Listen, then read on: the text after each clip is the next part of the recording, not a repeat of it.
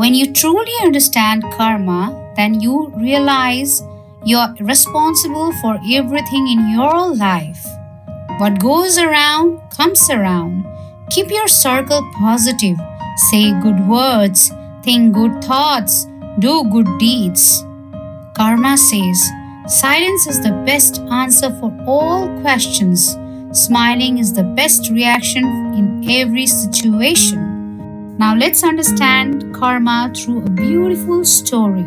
Once, Buddha was sitting with his disciples.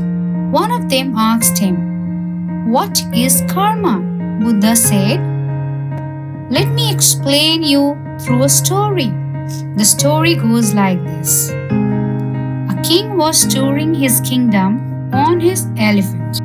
Suddenly, he stopped in front of a shop in the market and said to his minister, "I don't know why, but I want to hang the owner of this shop." The minister was shocked, but before he could ask the king why, the king had moved on. The next day, the minister went to the shop dressed as one of the locals to see the shopkeeper. He casually asked him how his business was faring. The shopkeeper, a sandalwood merchant, reported sadly that he had hardly any customer. People would come to his shop, smell the sandalwood, and then go away. They would even praise the quality of the sandalwood but rarely buy anything. His only hope was that the king would die soon.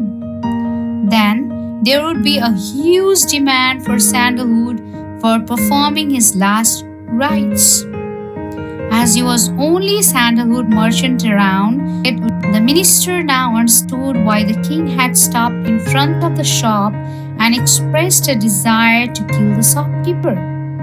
Perhaps the shopkeeper's negative thought vibration had subtly affected the king, who had in turn felt the same kind of negative thoughts arising within. The minister, a noble man, pondered over the matter for a while. Without revealing who he was or what had happened the day before, he expressed a desire to buy some sandalwood. The shopkeeper was pleased. He wrapped the sandalwood and handed it over to the minister. When the minister returned to the palace, he went straight to the court where the king was seated and reported that the sandalwood merchant gave a gift for him. The king was surprised.